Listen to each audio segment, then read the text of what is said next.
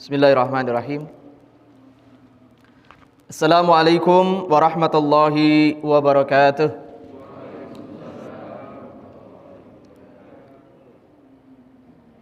Alhamdulillah bini'matihi tatimmus shalihat. Nahmaduhu wa nasta'inuhu wa nastaghfiruh wa na'udzu billahi min syururi anfusina wa min sayyiati a'malina. Asyhadu an la ilaha illallah wa asyhadu anna Muhammadan abduhu wa rasuluh. Allahumma salli wa sallim wa barik ala Muhammadin wa ala alihi wa ashabihi wa man tabi'ahum bi ihsanin ila yaumiddin. Puja dan puji kita persembahkan kepada Allah Subhanahu wa taala, Zat yang Maha Esa, yang menciptakan, yang menjaga, dan yang kelak akan mematikan kita. Salawat dan salam buat baginda Nabi besar Muhammad sallallahu alaihi wasallam. Bapak-bapak, ibu-ibu yang dimuliakan Allah, pagi ini insyaallah kita akan mengkaji kiat bersanding dengan Nabi di surga. Kita ingin dunia kita baik, akhirat kita juga baik.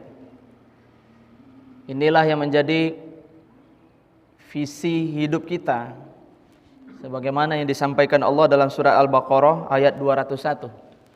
A'udzubillahi minasyaitonirrajim. Bismillahirrahmanirrahim. Wa minhum may yaqulu rabbana atina fid dunya hasanatan wa fil akhirati hasanatan wa qina azabannar. Kalau kita terjemahkan ke dalam bahasa visi, terwujudnya pribadi yang baik dunia, baik akhirat, serta selamat dari siksa api neraka.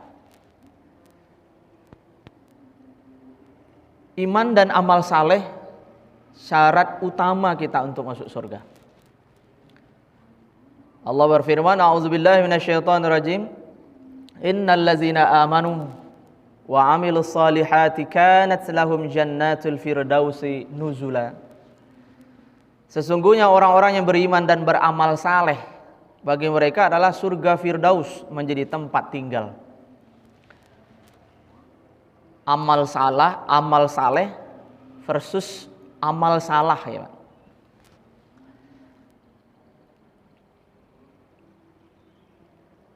Standar utama amal saleh itu adalah ikhlas dan ittiba, bukan ria dan ingkar. Manakala kita di dalam hidup ini berusaha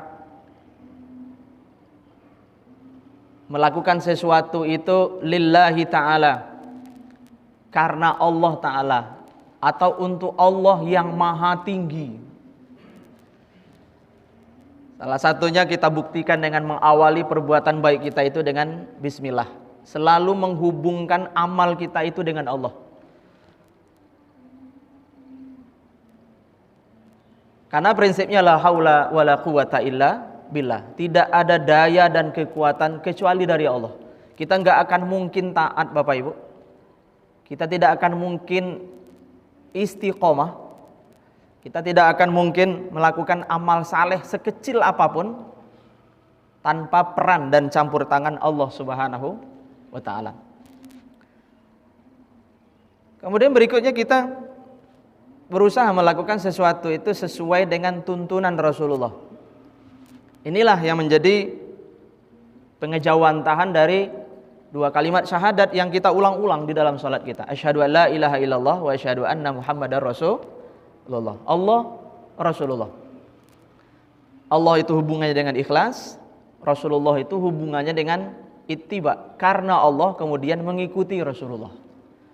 Inilah yang menjadi syarat utama sebuah amalan itu dikatakan amal saleh. Nah, kalau seandainya tidak ikhlas, kemudian tidak sesuai dengan yang dicontohkan oleh Rasulullah Shallallahu Alaihi Wasallam, maka itu bisa jadi dikatakan amal salah. Kemudian berikutnya, sebuah kabar gembira untuk kita semua insyaallah. Di dalam hadis riwayat Imam Al-Bukhari, Nabi kita menyampaikan kullu ummati yadkhulunal jannah. Setiap umatku akan masuk surga. Ini motivasi dan penyemangat bagi kita semua. Sekecil apapun amal saleh yang kita lakukan. Tapi ternyata hadis ini ada kelanjutannya, illa man aba, kecuali yang enggan, kecuali yang enggak mau. Aba ini bapak-bapak, ibu-ibu, orang yang tidak mau mengubah prinsipnya. Iblis itu dinamakan dengan iblis karena aba wastakbar. Dia enggan dan menyombongkan diri. Tapi aba dan wastakbarnya itu tidak pernah berubah. Berbeda dengan Nabi Adam alaihissalam ketika dia melakukan kekeliruan, ketika dia melakukan maksiat, ketika dia melanggar aturan Allah, dia segera sadar. Rabbana zalamna anfusana wa illam taghfir lana wa tarhamna lanakunanna minal khasirin. Nah, aba ini adalah orang-orang yang tidak mau berubah. Dia konsisten dengan keburukannya. Maka ketika kita mau berubah, maka insya Allah kita berpeluang untuk masuk ke dalam surganya Allah Subhanahu wa ta'ala. Qalu, sahabat kemudian bertanya, ya Rasulullah wa may ya'ba? Siapa orang-orang yang enggan atau orang yang ogah, orang yang tidak mau berubah ya kepada kondisi yang lebih baik, sehingga akhirnya mereka terancam untuk tidak masuk surga? Qala, Nabi kita menjawab, man ata'ani dakhalal jannah wa man asani faqad aba. Siapa yang taat kepadaku akan masuk surga, siapa yang bermaksiat kepadaku maka dia berarti enggan ya atau ogah untuk masuk surga.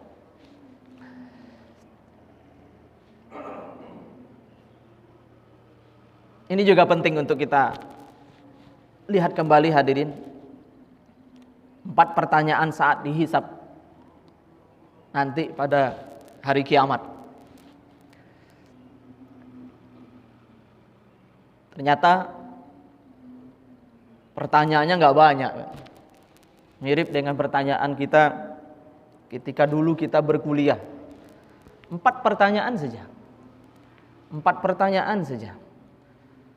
Dan Allah Subhanahu wa ta'ala sudah memberikan kisi-kisinya kepada kita semua untuk kita mulai dalami dan pelajari dari sekarang, supaya nanti ketika ujian ini disampaikan kepada kita saat dihisab, kita bisa menyelesaikannya dengan baik. Apa saja keempat hal itu? Yang pertama, umur. Untuk apa dihabiskan? Umur itu dalam bahasa umumnya usia kita ya Pak. Mulai balik kita sampai nanti kita diwafatkan oleh Allah Subhanahu wa ta'ala. Kemudian yang kedua, ilmu. Untuk apa diamalkan? Kita dimudahkan oleh Allah Subhanahu wa ta'ala menyerap informasi. Karena itu kita dinamakan al-insan. Salah satu alasan manusia disebut dengan al-insan, manusia itu bisa menyerap ilmu dan informasi.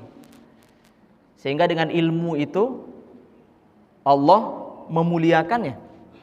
Bahkan bisa lebih mulia daripada makhluknya yang lain. Tapi ketika kita dimudahkan untuk menyerap ilmu dan informasi, ada pertanggungjawaban besar yang nanti harus kita lakukan di hari kiamat. Ilmu yang Allah berikan kepada kita itu kita amalkan untuk apa? Makanya ada yang menarik hadirin yang dimuliakan Allah Subhanahu wa ta'ala, antara ilmu dan amal itu huruf-hurufnya sama di dalam bahasa Arab. Satu alima, kemudian berkembang menjadi ilmun, kemudian yang kedua amila, kemudian berkembang menjadi amalun. Satu ain lam sama mim, kemudian yang kedua ain, mim sama lam. Jadi di dalam Islam itu antara ilmu dan amal itu ibarat dua sisi mata uang yang tidak bisa dipisahkan. Kalau ada orang yang berilmu tapi tidak beramal, itu terancam. Kabura maqtan 'indallahi an taqulu ma la taf'alun. Maka tugas ulama, orang-orang yang memudahkan untuk mendapatkan ilmu itu berat. Pertama dia harus mengamalkan ilmunya, kemudian dia harus menyampaikan ilmunya. Nah, bagi kita yang bukan ulama juga punya tanggung jawab untuk mengamalkan ilmu. Bapak-bapak yang alhamdulillah ya dimudahkan langkah kakinya untuk menuju ke rumahnya yang mulia ini. Itu tidak lain dan tidak bukan adalah hidayatut taufiq ya. Kita ingin Allah meridhoi. Lalu kemudian jadilah amal. Kita tadi sholat subuh berjamaah, dilanjutkan dengan duduk berzikir sampai nanti waktu syuruk ya, menuntut ilmu. Itu semua adalah atas berkat rahmat Allah Subhanahu wa taala. Kita alhamdulillah menjadi orang-orang yang terpilih. Betapa banyak orang-orang di luar sana yang secara fisik kuat dia. Rajin fitness, rajin gowes, rajin olahraga. Tapi di pagi hari dia tidak sanggup untuk mengangkat selimutnya. Sekedar untuk bangun, berdiri, melakukan ketaatan kepada Allah Subhanahu wa taala. Mereka berat untuk melakukan ketaatan. Kalau Ari Ginanjar di dalam bukunya ISQ menyebutkan itu efek dari gravitasi dosa yang mereka miliki. Jadi maksiat itu adalah beban ya. Ketika kita melakukan dosa, apalagi dosa itu banyak, bertumpuk-tumpuk, salah satu efek langsung yang bisa kita lakukan yang bisa kita rasakan adalah berat untuk taat. Nah, kemudian berikutnya harta ya, Pak. Harta ini ternyata ada dua pertanyaan nanti di situ ya, dari mana dan untuk apa. Kemudian yang berikutnya adalah badan, untuk apa digunakan? Allah kasih kita fisik yang sempurna ya, kaki untuk berjalan, tangan kita bisa melakukan apapun yang kita mau, Pak. Mulai dari memukul dengan kekuatan penuh sampai memegang selembar tisu atau selembar kertas ya. Jadi betapa luar biasanya nikmat tangan nih, Pak. Mulai dengan kekuatan penuh sampai menggarut gatal yang ada di pipi kita. Dan ini tentu atas rahmat Allah Subhanahu wa taala. Ini semua ternyata nanti akan ditanya. Ketika kita diberikan keelokan fisik ya, kefasihan bicara. Kemudian berikutnya kesempurnaan anggota badan ini, Pak. Nah, kita pakai enggak untuk taat? Kita pakai enggak untuk bersyukur? Makanya salah satu habit atau kebiasaan Umar bin Khattab itu katanya disebutkan di dalam Tazkiyatun Nafas ya, karangan Said Hawa, ringkasan dari Ihya Ulumuddin. Malam-malam sebelum beliau berangkat tidur, beliau akan memegang kakinya sambil bertanya, wahai kaki, amal saleh apa saja yang sudah engkau lakukan sepanjang hari ini? Artinya Umar bin Khattab istiqomah melakukan muhasabah, melakukan introspeksi diri ya Pak. Amal saleh apa saja yang sudah dilakukan sepanjang hari ini. Ini menurut saya penting juga, walaupun mungkin tidak setiap malam kita lakukan, tapi kita mencoba juga untuk melakukan ini Pak. Sekali-sekali kita pegang mata kita,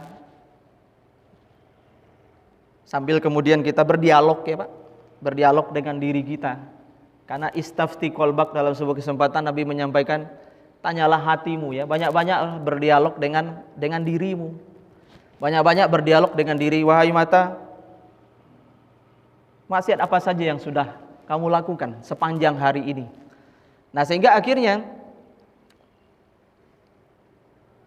itu insya Allah memberikan kesadaran kepada kita bahwa anggota badan ini nanti akan tersiksa manakala dia tidak mau patuh dan taat kepada Allah Subhanahu wa taala.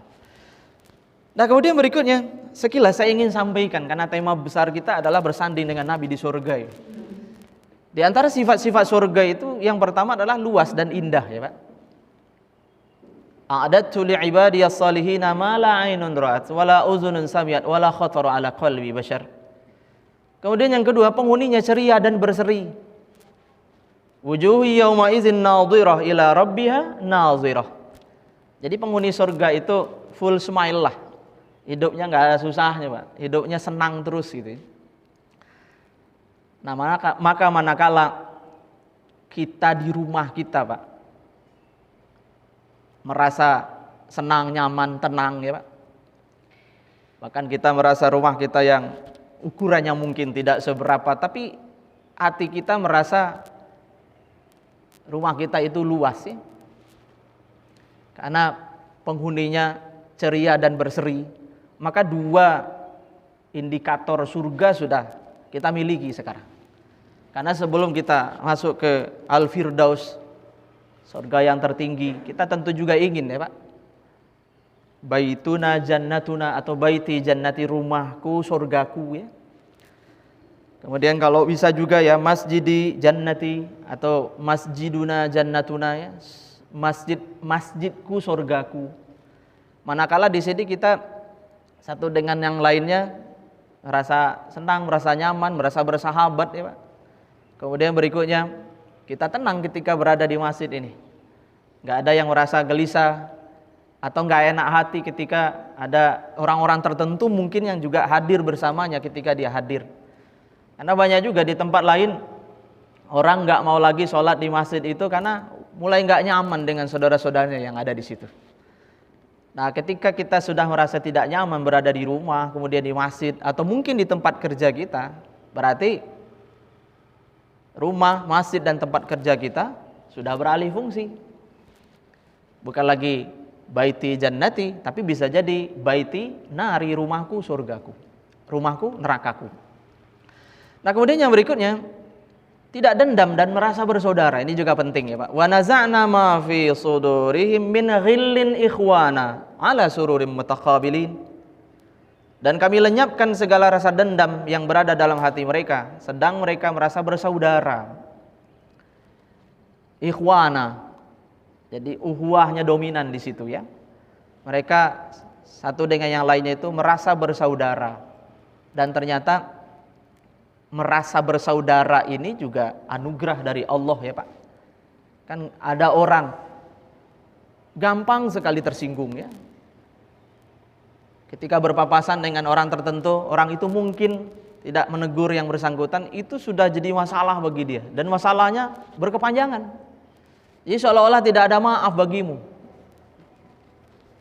Bahkan banyak kita ini kadang yang jadi mafia-mafia kecil ya Pak.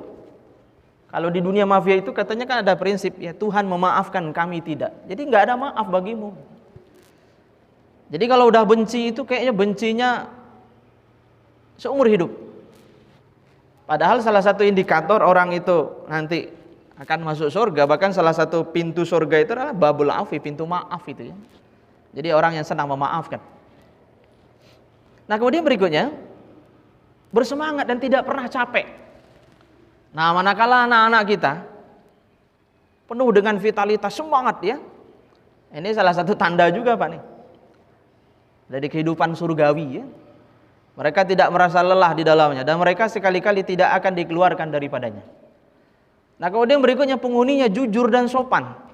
Penduduk surga juga tidak pernah melakukan perkataan dusta. Nah ini indikator surga juga ya Pak, jujur. Dan kalau bisa ini menjadi prinsip kita ya, jujur. Jujur mujur ya. Jujur adalah mata uang yang laku dimanapun. Bahkan di dunia kejahatan, kejujuran ini menjadi satu hal yang sangat berharga. Sekali saja berkhianat, sekali saja berbohong, selesai gitu ya.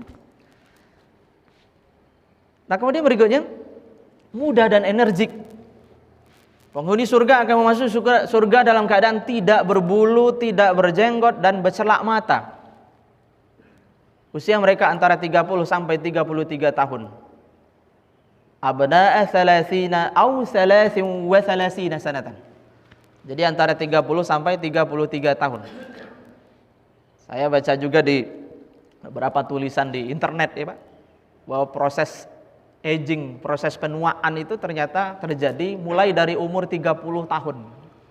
Makanya secara alamiah dan ilmiah, idealnya orang itu menikahi di bawah umur 30 tahun ya.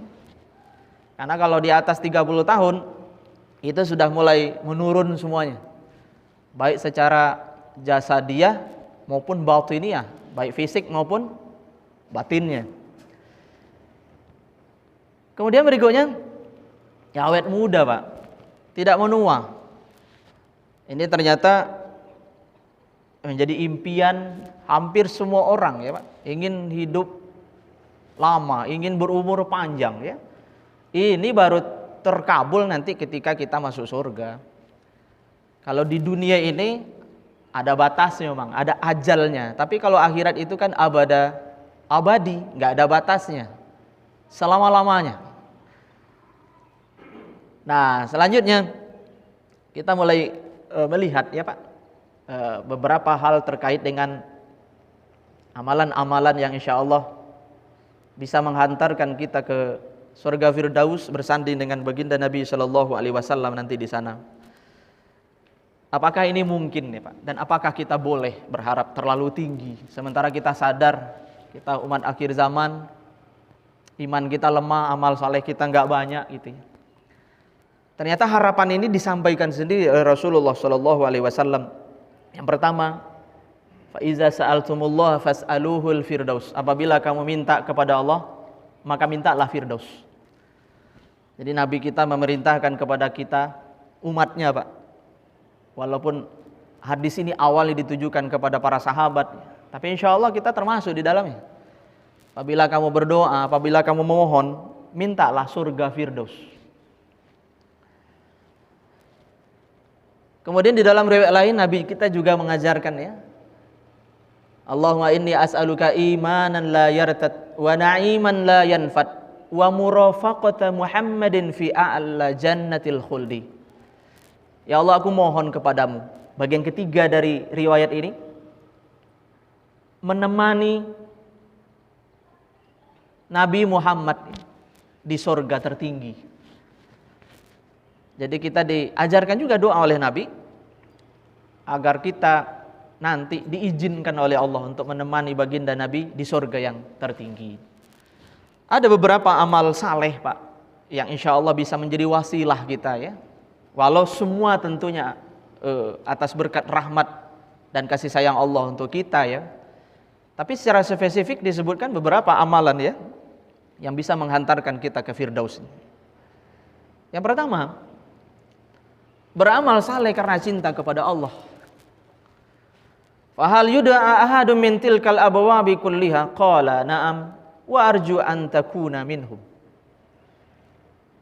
Satu ketika Abu Bakar bertanya kepada baginda Nabi, apakah ada nanti di akhirat itu ada orang yang dipanggil dari semua pintu surga ini?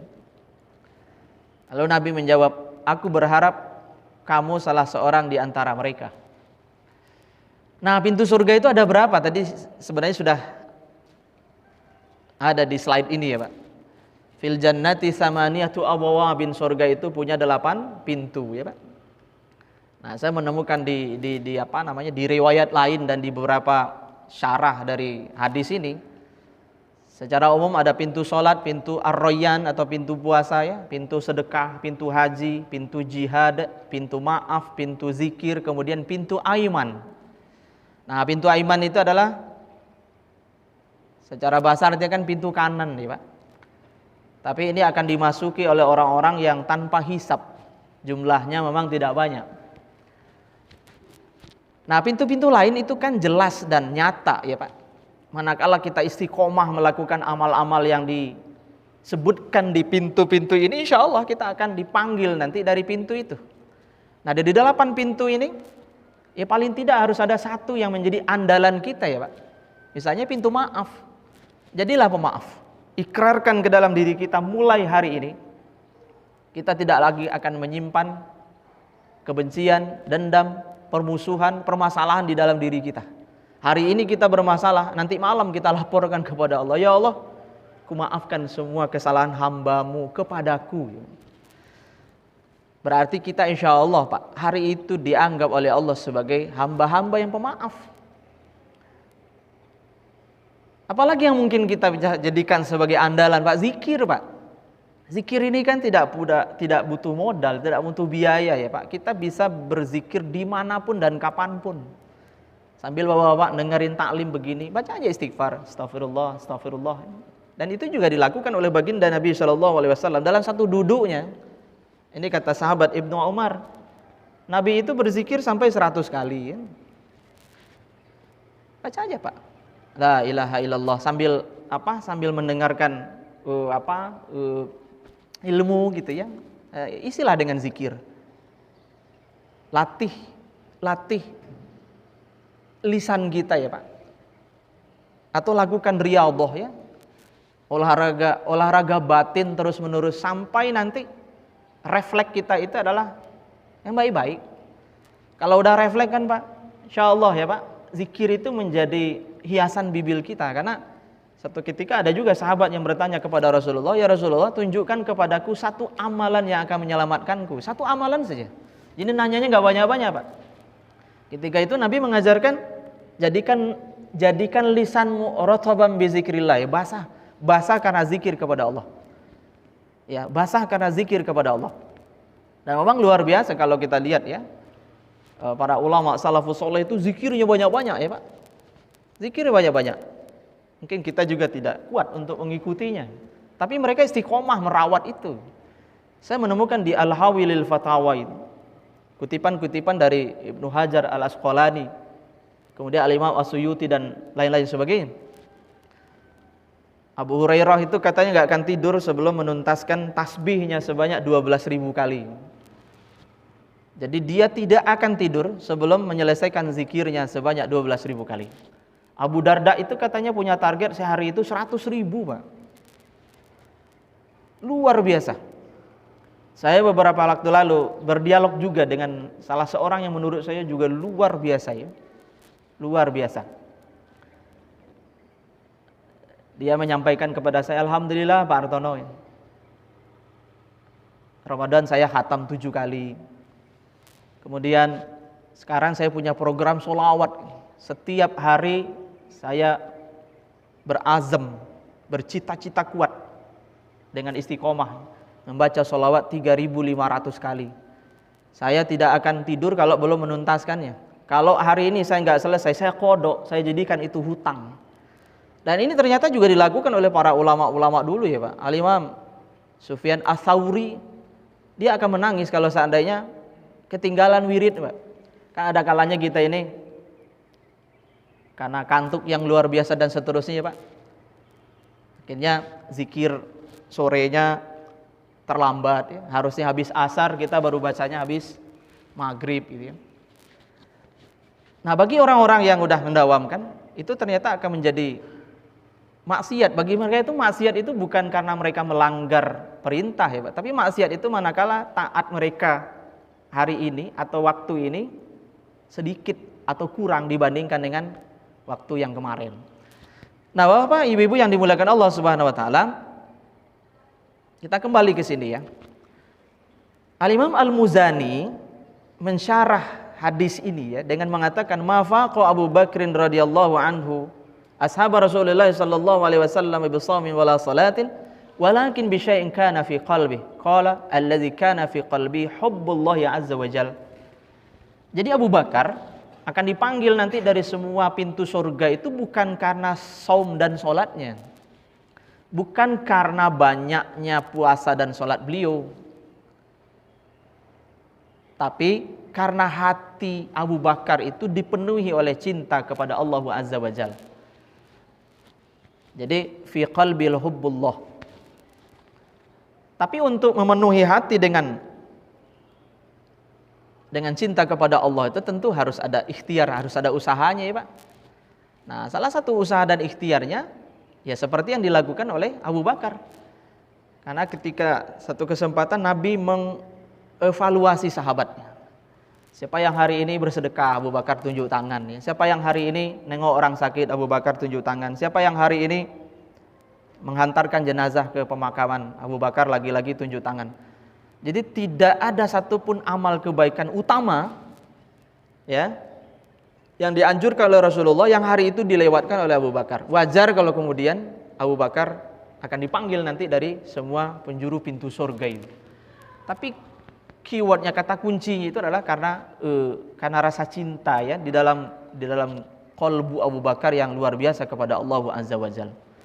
Nah yang kedua Pak, setelah Allah ya Rasulullah mencintai Nabi Muhammad, satu ketika seorang sahabat datang menemui Nabi, lalu kemudian dia bertanya, ya Rasulullah mata sa'ah, wahai Nabi Allah, kapan kiamat akan terjadi? Lalu Nabi kita menjawab, wa ma a'datta lis-sa'ah, apa yang sudah kamu persiapkan untuk menghadapi saat itu ya Pak, atau waktu kiamat itu. Ini sebuah jawaban yang luar biasa, menginspirasi untuk kita ya Pak. Banyak orang yang berdebat tentang datangnya hari kiamat Pak, bahkan sampai sesat menyesatkan hanya karena perbedaan waktu tentang terjadinya hari kiamat. Tapi ternyata bagi Nabi Shallallahu Alaihi Wasallam, tahu kepastian waktu kiamat itu tidak begitu penting bagi orang yang beriman. Yang penting itu justru adalah persiapan untuk menghadapi kiamat itu. Karena bagi orang yang beriman, kematian itu sebenarnya bagi dia adalah kiamat ya Pak. Kalau kita lihat dari sisi bahasa, qiyamah itu kan dari kata qama yaqumu qiyam, artinya kan berdiri ya. Bukan malhamah, bukan kehancuran. Jadi fokusnya bukan kepada kehancuran semesta ini Pak, tapi fokusnya adalah berdirinya nanti kita di hadapan Allah Subhanahu wa taala untuk mempertanggungjawabkan amal-amal yang kita kerjakan. Yang berat bagi kita itu sebenarnya bukan kehancurannya, karena insya Allah orang beriman kan tidak akan mendapati kehancuran itu ya Pak. Karena sebelum kehancuran terjadi, orang-orang beriman nanti akan meninggal lebih dulu. Akan ada wabah besar nanti di akhir zaman yang menyebabkan orang-orang yang beriman itu meninggal dunia semua ya.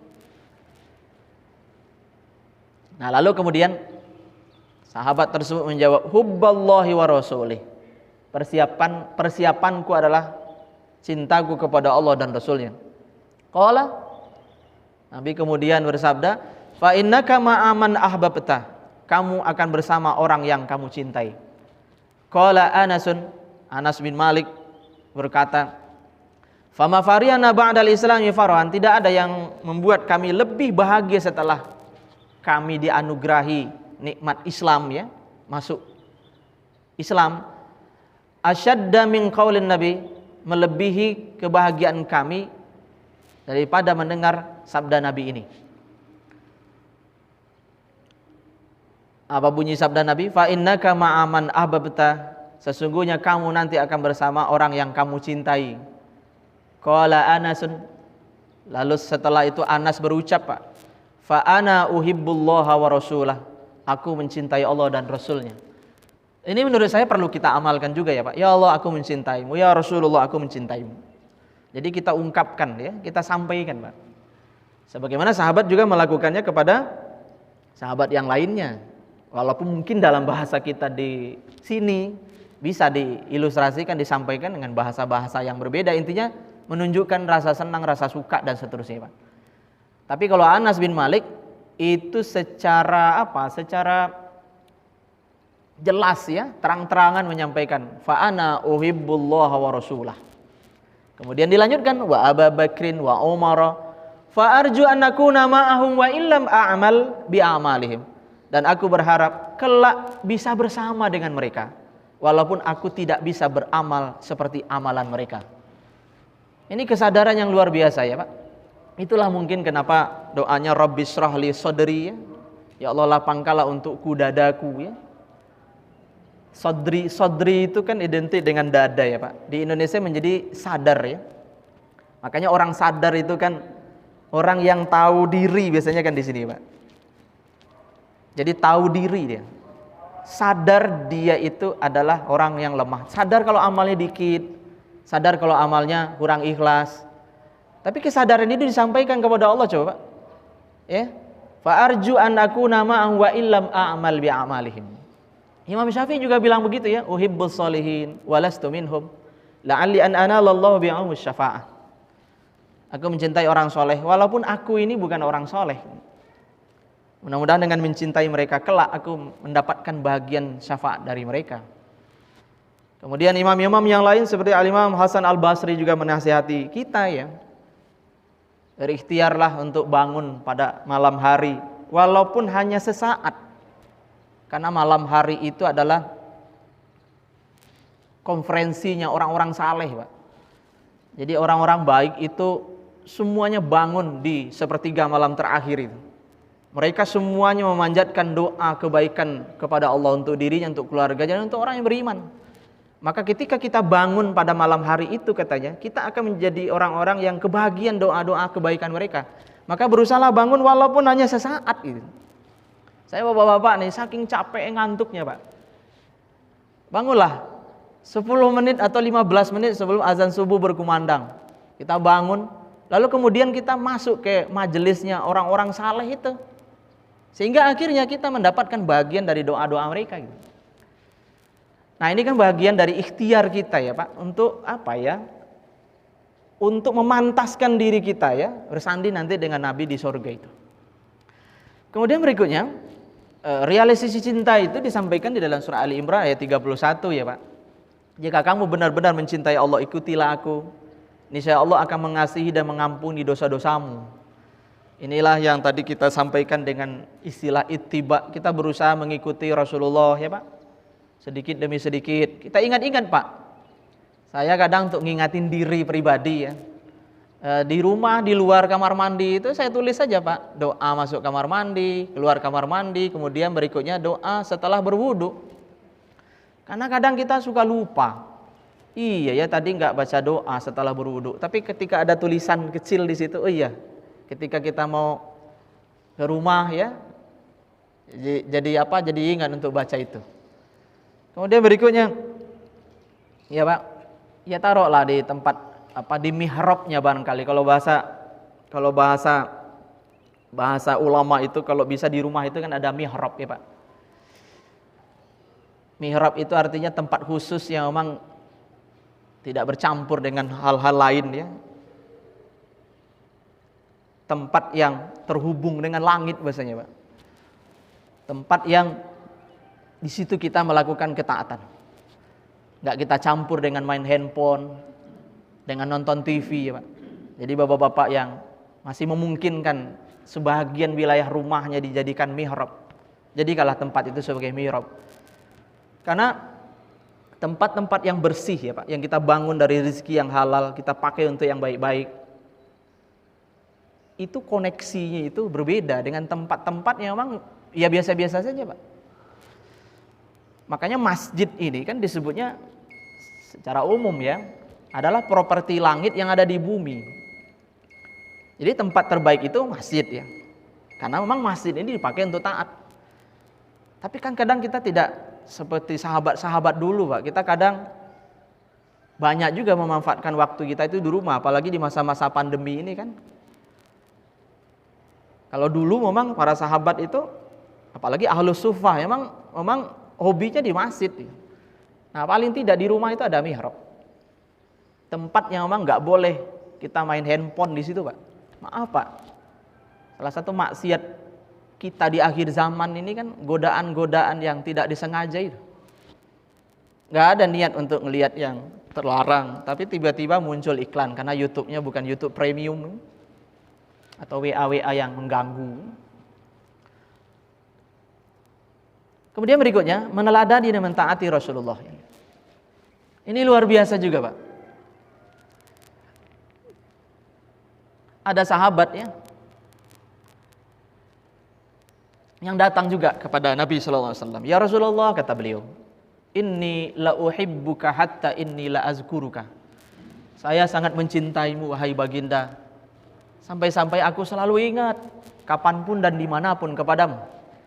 Walaula anni aji'u fa anzuru ilaika zonantu anna nafsi takhruj. Ini saking cintanya, ungkapan cinta lah ya Pak. Fa azkuru anni in dakhaltul jannah sirtu dunaka fil manzilati fa syaqqa zalika alai. Aku khawatir nanti di akhirat engkau masuk surga sementara aku tidak. engkau masuk ke satu tempat sementara aku di tempat yang berbeda. Wa uhibbu an akuna ma'aka fid darajah.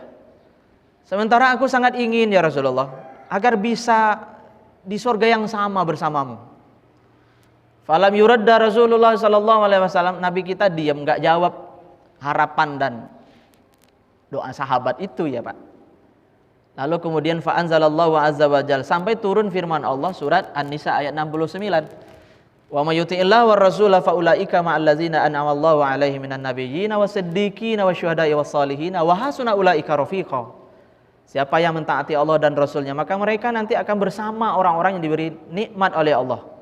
Dari para nabi, siddiqin ya Pak, orang-orang yang selalu jujur ya Pak. Wasyuhada, orang-orang yang mati syahid, orang-orang saleh. Wa hasuna ulaika rafiqa, dan mereka itulah teman-teman yang baik. Jadi teman terbaik menurut ayat ini ya para nabi, orang-orang yang benar, orang-orang yang mati syahid ya Pak. Kemudian berikutnya ya orang-orang saleh. Nabi udah meninggal, siddiqin susah untuk menemukannya. Syuhada juga berat ya Pak. Nah, yang mungkin kita bersamai, paling tidak kita dekat dengan mereka ya orang-orang saleh ya Pak. Maka kalau bisa salah satu program kita berikutnya, saya juga lagi punya program Pak, berusaha mencari sanad keilmuan ya. Kan semuanya ada sanadnya ternyata ya Pak. Kayak sholawat itu ada sanadnya. Kemudian baca Quran itu ada sholawatnya, ada sanadnya. Bahkan kadang Al-Fatihah, surah Al-Ikhlas itu ada sanadnya Pak. Jadi sanad itu silsilah guru-guruan ya. Silsilah keguruan. Dari kita ke guru kita, ke guru sampai ke Rasulullah.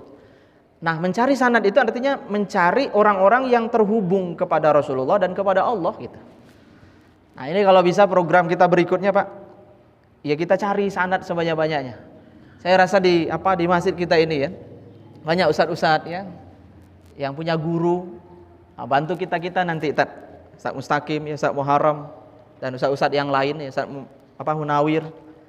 Nah, kalau bisa program kita berikutnya Pak, di sisa-sisa usia kita ini memperbanyak sanad Pak.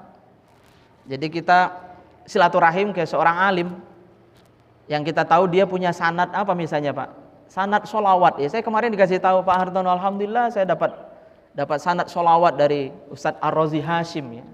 Saya tanya sama bapak yang WA saya, sholawat yang seperti apa Pak? Sholawat biasa, Allahumma sholli ala Muhammad wa ala ali Muhammad. Ternyata Ustadz Ar-Razi Hashim mendapat sanad itu dari gurunya sampai ke Rasulullah Shallallahu Alaihi Wasallam. Jadi menghubungkan diri kita Pak, ya, secara langsung ya dengan orang-orang yang terhubung sampai ke Rasulullah dan sampai ke Allah Subhanahu wa Ta'ala. Nah, yang keempat Pak, memperbanyak sholat sunnah ya Pak.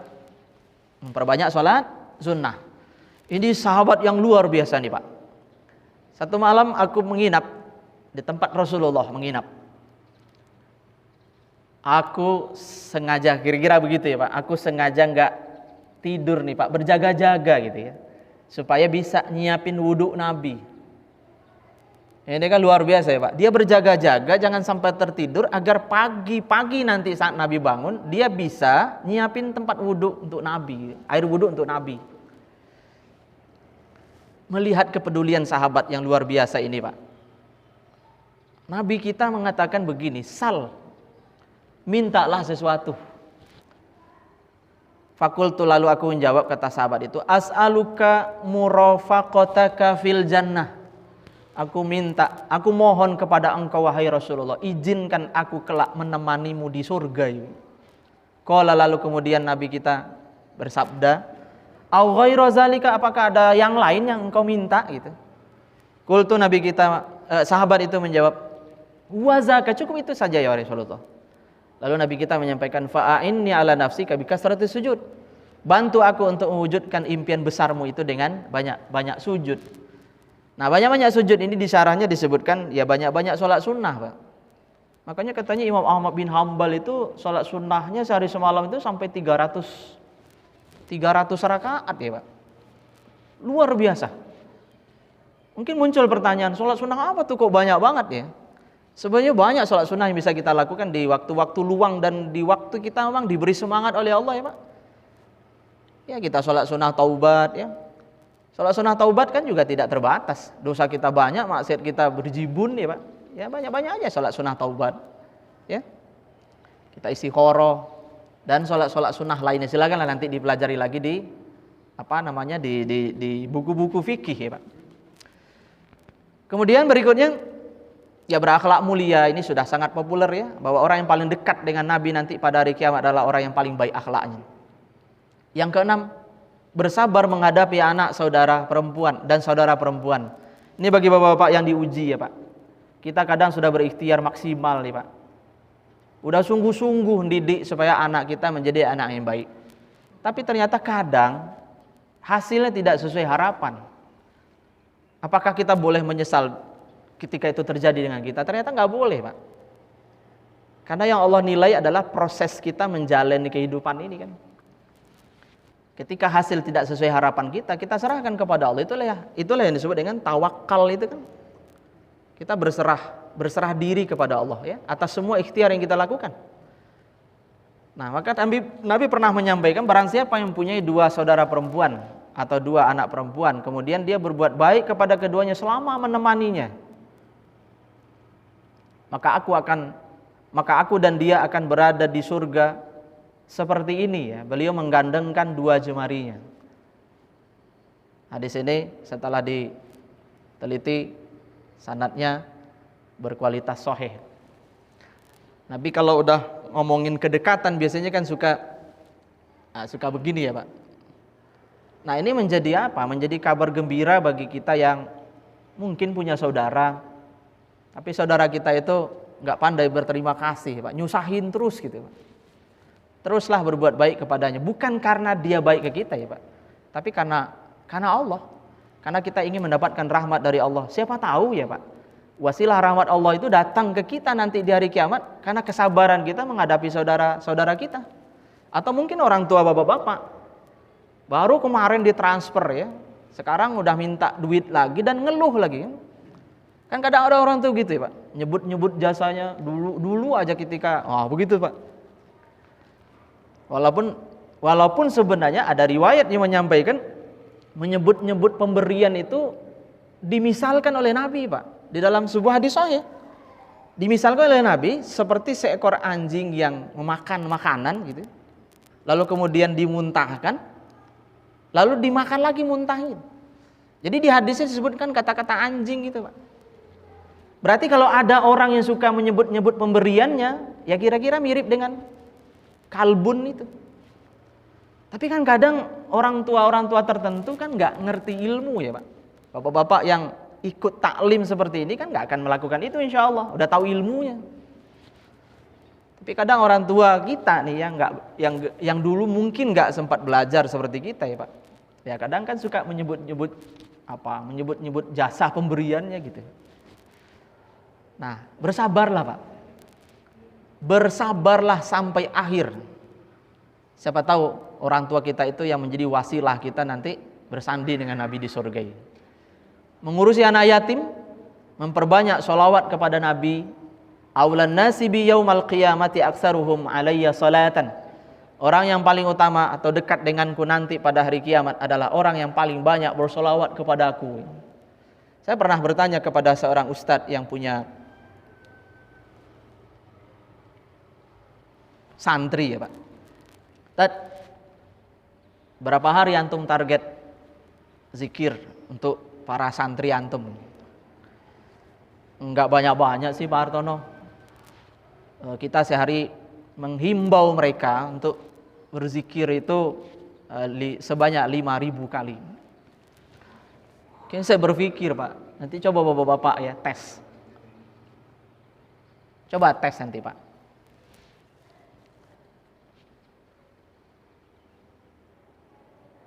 Dari sisi bahasa, kata zikir itu hurufnya sama dengan zakar. Za, kaf sama ro. Bapak bisa nanti baca dengan zikir, bisa juga dibaca dengan zakar. Ternyata banyak kemiripan-kemiripan Pak di belakangnya. Gimana supaya kita bisa menikmati zikir? Harus fokus, nggak boleh ada gangguan. Singkirkan dulu handphone. Pejamkan mata Pak. Bangun konsentrasi. Semakin lama, insya Allah akan semakin nikmat. Ini kalau dihubungkan secara lugawi ya Pak, secara etimologi antara zikir dan zakar. Nah, orang-orang yang beriman, ketika dia galau, ketika dia stres, ketika dia ada masalah, dia akan berzikir Pak. Dia ke masjid atau mungkin kalau di rumah dia ke mihrabnya tadi itu, dia berzikir aja yang banyak di situ. Dia baca istighfar 1000 kali, sebagaimana Ibnu Taimiyah lakukan. Beliau kan di penjara. Ketika dia disiksa ya, dijatuhkan harga diri dan mentalnya, dia katanya akan beristighfar 1000 kali Pak. Setelah dia beristighfar 1000 kali, dia seolah-olah tidak memiliki masalah apapun dengan siapapun gitu. Jadi Allah hilangkan masalahnya. Makanya bagi orang-orang saleh itu, penjara itu kadang justru menjadi madrasah bagi mereka. Hamka pernah mengatakan, andai Soekarno tidak memenjarakanku 2 tahun 4 bulan, maka tafsir Al-Azhar ini mungkin gak akan selesai. Said Qutb juga ngomong begitu ya Pak. Dulu Nabiullah Yusuf alaihissalam ternyata kan juga di penjara. Maka bagi orang-orang tertentu Pak, takdir dia di penjara ya, atau kalau kita kan sekarang kan penjara global nih Pak, kita dipenjara oleh Allah. Kita dibatasi ruang geraknya ya. Nah itu kan sebenarnya sebagai media bagi kita ya Pak, untuk apa? Untuk menata kembali visi besar hidup kita ya. Kita ini mau apa sebenarnya? Kita ini mau apa sebenarnya? Nah jadi sekali lagi Bapak-bapak, ini menurut saya menjadi sebuah hal yang penting. Kalau bisa target ya Pak, coba mulai hari ini Pak, berazam ya, zikir pagi dan sore nggak akan tinggal. Habis sholat subuh duduk dulu di sini atau mungkin di rumah kita, selesaiin dulu zikir paginya. Nanti habis asar Pak, kalau bisa habis sholat asar kita duduk dulu ya sekitar 5-10 menit, kita selesaiin zikir sorenya. Nah selanjutnya silakan Bapak-bapak miliki target-target zikir tertentu ya. Nah kalau tadi ada yang sampai 5.000 kali berzikir ya, mungkin Bapak-bapak ya sesuaikan dengan apa? Dengan kapasitas dirinya. Oh saya nggak mau banyak-banyak, saya mau 100 kali aja. Pejamkan mata, nikmati zikir itu sebagaimana kita kepengennya Pak. Maaf nih, agak sedikit vulgar. Orang kalau berzakar Pak, kepengen jauh dari siapapun, nggak kepengen ada yang ganggu sedikit pun ya. Kemudian berikutnya dia kepengen berlama-lama, semakin lama semakin seru. Nah tapi kenapa kadang ketika kita berzikir, coba perhatiin orang habis sholat Pak, habis sholat kadang nggak tahu kenapa kepengen buru-buru gitu, seolah-olah dia tidak nyaman banget dengan zikir yang dia lakukan itu. Padahal ternyata zikir itu menjadi salah satu pintu surga nanti Pak. Kemudian berikutnya di poin ke-8 ini, orang yang paling utama dan paling dekat denganku nanti pada hari kiamat adalah orang yang banyak bersolawat kepadaku. Terakhir, ini doa yang tadi sempat saya sampaikan di awal ya Pak. Doa ini diriwayatkan oleh Imam Ahmad dan hadis ini berkualitas hasan ya. Allahumma inni as'aluka imanan la yartad wa na'iman la yanfad wa murafaqata Muhammadin fi a'la jannatil khuldi. Ya Allah, aku minta kepadamu keimanan yang tidak keluar. Kita mohon sama Allah sampai mati kita dalam keadaan mukmin ya Pak. Karena kadang banyak ujian Pak. Saya pernah ketemu sama orang mulia, tapi ujiannya berat Pak. Di akhir hayatnya dia kena kanker otak. Saya sempat bersilaturahim ke rumah sakit, saya nanya ke yang menjaga. Lalu beliau minta doa ini ya Pak Artono agar ibu sabar gitu. Emang kenapa Bu? Karena yang jaga ibu-ibu ya. Beberapa kali dia berusaha mencabut selang-selang yang nempel di tubuhnya Pak. Jadi seolah-olah dia udah nggak tahan dengan sakitnya gitu. Kalau dia mencabut, itu kan bisa dianggap mati bunuh diri, Pak. Apalagi dia mencabut tanpa sepengetahuan dokter. Kan nggak ada lagi yang bisa masangin. Ini mirip dengan orang di zaman seorang sahabat yang kata sahabat lain dia di surga, tapi kata Nabi tidak, dia di neraka. Karena dia menusukkan salah satu anak panah yang menancap di bagian dada ini. Dan itulah yang dianggap oleh Allah sebagai penyebab kematiannya, bukan antaman dan hujaman senjata musuh yang lain yang memang sangat banyak di tubuhnya. Ini sesuai dengan hadis Al-Bukhari, innamal a'malu bil khawatim. Amal itu tergantung akhirnya itu, Pak. Makanya yang harus kita rawat selain innamal a'malu bin niyat star itu, Pak, yang harus kita rawat juga adalah akhir itu. Nah, salah satu ciri akhir itu kan sakit gitu. Ketika kita diuji oleh Allah dengan sakit yang memang susah disembuhkan. Kayak orang sakit gula itu, Pak. Saya beberapa waktu lalu juga dimintai pendapat di telepon. Akhirnya saya telepon juga yang lagi diuji oleh Allah. Kakinya diamputasi karena gula ya. Terus kata anaknya, ibu sudah depresi Pak Hartono, ingin mati aja. Pokoknya ngomongnya mati terus itu. Pengen disuntik mati aja. Akhirnya saya telepon, saya coba ingatkan ya Pak. Siapa tahu melalui wasilah sederhana ini dia kembali sadar kalau dia itu milik Allah gitu. Alhamdulillah dia mau ngikutin ya. Banyak-banyak baca zikir, 2 saja Pak. La ilaha illallah, kemudian yang kedua astagfirullah. Dengan la ilaha illallah mudah-mudahan nanti akhir katanya adalah la ilaha illallah. Astagfirullah, mudah-mudahan dengan astagfirullah Allah hapuskan semua kesalahan-kesalahannya sebelum dia mengucapkan astagfirullah ini.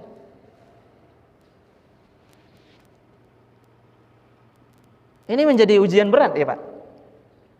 Ketika kita diuji dengan sakit seperti itu. Tapi kalau bapak-bapak tidak merasakan sakit ketika diuji dengan kanker stadium 4 misalnya. Dan ini alhamdulillah saya melihat itu terjadi pada ibu saya. Saya pernah mimpi juga Pak, didatangi ibu saya di Villa Dago. Dia datang, ibu saya kan sedang dandan. Saya videoin tuh ketika dia mau masuk ruang operasi, masih dandan aja tuh Pak. Saya videoin, saya perlihatkan ke bapak saya. Nah, ketika beliau sudah meninggal, saya mimpi didatangin ibu saya itu. Dengan dandanannya yang khas itu ya, datang ke rumah. Ketika mau masuk ke rumah, dia malah nggak lewat pintu tapi nembus ke dinding itu. Saya tanya ke ibu saya, kok ibu bisa silaturahim? Terus dia jawab, lagi nyantai. Jadi dia katanya di sana ya lagi nyantai. Nah, yang ingin saya sampaikan ke bapak adalah mudah-mudahan ini menurut saya pertanda husnul khotimah lah ya. Saya ingatkan ibu saya beliin tuh tasbih digital, tasbih yang ceklek-ceklek Pak, kayak counter itu.